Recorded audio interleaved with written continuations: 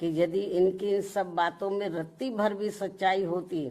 तो तब फिर ये लोग विरोधी पार्टियों के हाथों में खेलकर अपने अनेकों संगठन एवं पार्टियां आदि नहीं बनाते और फिर ये लोग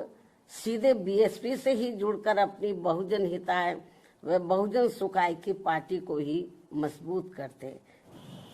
कि देश में परम पूज्य बाबा साहब डॉक्टर भीमराव अंबेडकर की मूवमेंट को आगे बढ़ाने वाली तथा दलितों एवं अन्य उपेक्षित वर्गों की बहुजन हिताय व बहुजन सुखाय के सिद्धांतों पर चलने वाली यहाँ एकमात्र अंबेडकरवादी पार्टी केवल बीएसपी है। और जब से इस पार्टी के सांसद व विधायक आदि बने हैं तथा यूपी जैसे विशाल राज्य में भी ये पार्टी कई बार सत्ता में आई है, तो तब से केंद्र व राज्यों की भी सत्ताधारी और विपक्ष की भी अंबेडकर विरोधी जातिवादी पार्टियां किस्म किस्म के साम दाम दंड भेद आदि अनेकों हथकंडे इस्तेमाल करके बीएसपी को कमजोर करने में लगे हैं। और इस मामले में सत्ता व विपक्ष में बैठी जातिवादी पार्टियों ने पर्दे के पीछे से विशेषकर दलित एवं अन्य उपेक्षित वर्गों में से कुछ अवसरवादी व स्वार्थी किस्म के लोगों को मैनेज करके तथा उनके जरिए अभी तक जो भी अनेकों संगठन व पार्टियां आदि बनवाई हैं, तो उन्हें फिर ये पार्टियां अपने फायदे के हिसाब से सक्रिय करके व विशेषकर बीएसपी के मजबूत रहे राज्यों में और उसमें भी उत्तर प्रदेश में किस्म किस्म के हथकंडे इस्तेमाल करके यहाँ दलितों एवं अन्य उपेक्षित वर्गों के लोगों को गुमराह करके उनके वोटों को बांटने में लगी हैं ताकि बीएसपी आगे बढ़ने से रुक जाए। ऐसे में दलित एवं अन्य उपेक्षित वर्गों में से बने इस किस्म के पार्टी विरोधी संगठनों एवं पार्टियों से इन वर्गों के लोगों को जरूर सावधान रहना है, अर्थात इन्हें ऐसे सभी स्वार्थी एवं अवसरवादी पार्टियों व संगठनों से सदैव दूरी बनाकर रखना है, क्योंकि इस किस्म के संगठनों व पार्टियों से बाबा साहब डॉक्टर भीमराव अंबेडकर एवं बीएसपी के जन्मदाता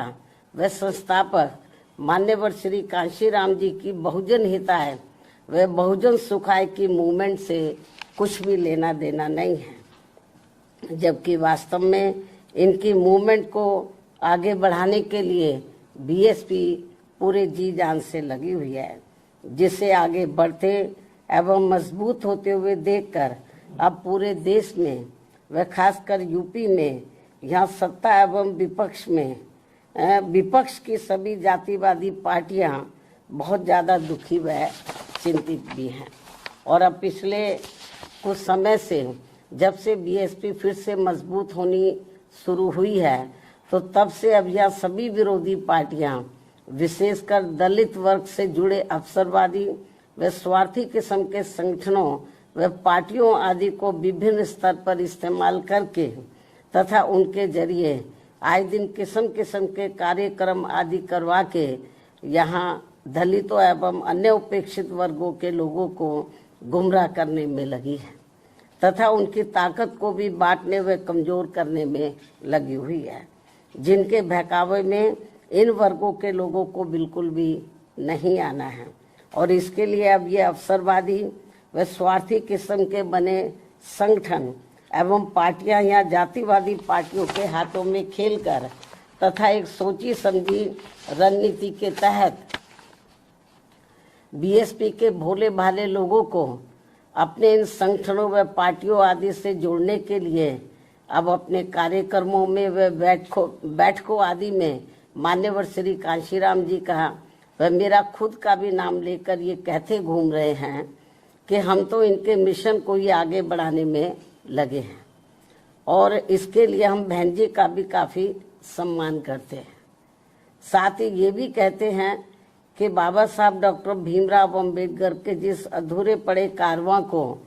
बीएसपी पूरा करने में लगी है, उसके साथ हम भी खड़े हैं। इस किस्म की वो बातें करते हैं लोगों को गुमराह करने के लिए। इस प्रकार से ये सब लिपड़ी चिपड़ी बातें कहकर अब ये अवसरवादी एवं स्वार्थी किस्म के संगठन एवं पार्टियां बीएसपी के लोगों को गुमराह करने में लगी हैं